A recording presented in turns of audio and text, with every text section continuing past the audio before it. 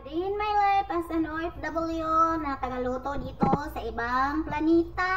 O diba? Hindi nag-focus yung camera ko, madilim, pero okay lang yan. Huy, Diyos ko, tabang. Mga langit, yung araw na to, may bisita na naman. Ang bisita namin ng 4 days, at ito dito maglalon. Iba, parang to yung amo namin pag gusto laging may maraming preparation, no? Pagod na pagod ang inyong tagaluto, ang inyong lingkod, nakakainis naman tong to camera to, hindi nagpo-focus, madilim. Pero pag umalaw, nagpo-focus siya, pero pag nag-stay, hindi nagpo-focus yun, madilim, Diyos ko. Balik tayo sa sa aking pagluluto, di ba? Busy hanggang sa hindi na ako mabunot din sa kusina na yan, di ba? Ang bilis-bilis ko na yan kasi ang sabi alauna, 1:30 daw ang lunch, ganito dito pag nagla-lunch. Tapos ikaw lang mag-isa sa kusina. Pero mas gugustuhin kong magtrabaho sa kusina na ako lang mag-isa kasi walang gulo, walang tanong-tanong, walang daldalan. Makaka-concentrate ako sa pagluluto. As usual, ganun din mga niluluto ko sa lata, chicken, tapos yung pasta, spaghetti, diba? Nasarapan sila sa una kong luto, nagpaluto uli. Hindi na ako makagalaw, dyan lang talaga ako. Yan lang, ginagayat-gayat ko lang yung mga ko. Mga recados, completos recados ko sa pagluluto, Hanggang sa, hindi na ako mabunot hanggang alas 11 yan. Kailangan kong mabilisan na dyan kasi 1 o'clock nga, 1 to 1:30 daw ang magluluto ako ng rice. Diba ilang putahe din yan. Tapos yung nakakainis dyan, ang daming hugasin yan pagkatapos. Kaya ako habang nagluluto, hugas pakunti-kunti, hugasan ko para hindi tatambak yung hugasin ko. Diskarte lang dito sa kusina para ikaw makaahon sa kahirapan sa kusina. Kung di mo talaga diskartean, wala kang diskarte, ay nako, maipit ka dyan. Tapos yung niluluto mo hindi masarap, ang magsasabi pa yung mga amo mo, yung niluluto mo hindi masarap, hindi nagugustuhan ng amo. Habang ako ang daming ginagawa, nagluluto din ako ng pagkain Pinoy, tinulang manok na may papaya. Kainaman na yan, may papaya din dito, galing yan sa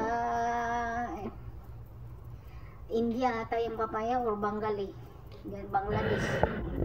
Nakakainis. Nainis ako dyan sa aking camera at hindi nagpo-focus.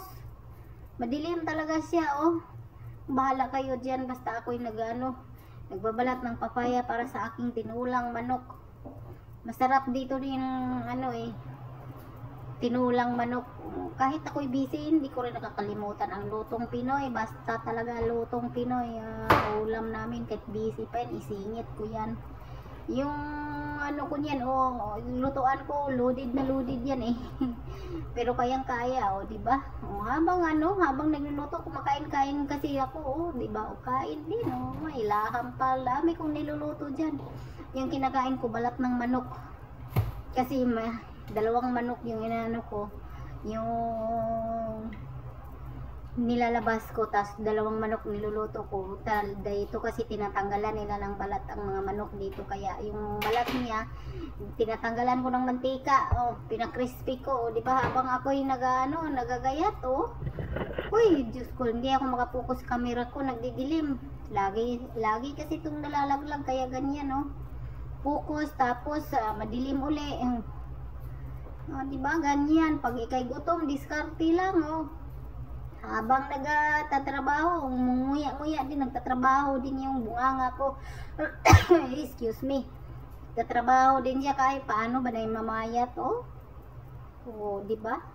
Paano mo mamayat yan habang nagtatrabaho, nagsima-sima din ang bunganga, hindi maubusan ng pagkain, Kau na lang talaga ang dito susurrender sa pagkain.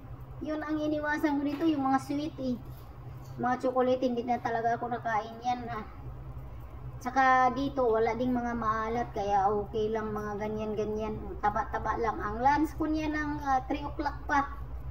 Kailangan kong lagyan ng ng tiyan ko. Basta hindi lang maramdaman ng gutom kaysa sakit ang ulo pag nagutom, Ako pa na may busy dyan, busy.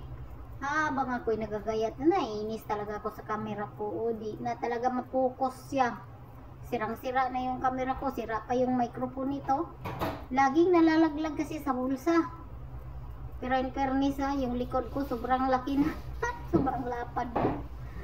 Uy, paano ba kaya mamayat? Diyos ko, kahit hindi pa ka kumakain sa tikim-tikim pala ang agay. Diyos ko po. O, diba? Kain na naman. Paano ba yan mamamayat? Ako lagi nagsasabi bukas magda-diet na ako.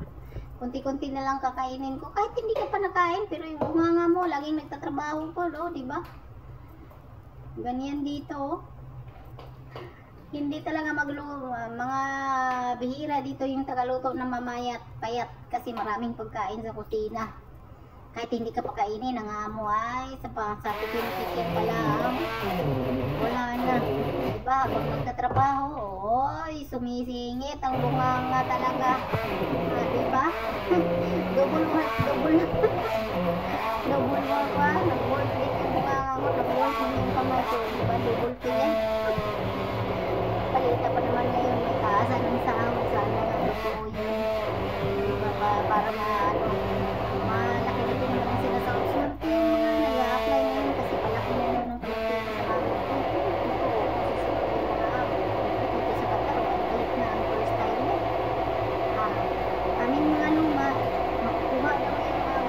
Pag nagre-renew pa, lupit. Marami siguro mag-uwin at mag-a-apply na rin, no? Pero ako, steady lang dito sa amin. Kaya, akin man ang kusina. Akong mayari ng kusina dito. 11 years na ako nagluluto, pero sa awa ng Diyos, hindi ko pa sanay ang pagluluto. Hindi man ko makakonsentrate sa pagluluto. Hindi ko malagay-lagay sa utak. Hindi kagaya talaga ng iba, ang daming nalalamang Arabic food. Dito kasi medyo semi-Arabic food lang niluluto ng amo ko eh. Kaya hindi ako bihasa sa pagluluto ng mga Arabic. Mga niluluto ko, mga sinisend lang na amo sa WhatsApp. Kasi yun lang yung gagayahin ko. Yun yung gusto niya. Hindi talaga sa ibang bahay na mag-i-stay sa mga pagluluto ng Arabic food. O diba, habang pag-alagala, palakad-lakad, yung bunga ko, hindi makakalimutan ang pagkain. O diba? Ganyan ang OFW life dito sa Qatar. O. Hanggang sa maubos na. Uy, sus, punong-puno ang bunganga. Ha? Diba? Saan ka pa niyan na? Paano ka mamayat niyan? Agoy ko, tabang mga langit yung bunganga. Nagtrabaho ang bunganga ni Mayura. Ang mayari ng kusina nagtatrabaho kahit anong busy pa yan, o diba? Hanggang dito na lang. Thanks for watching.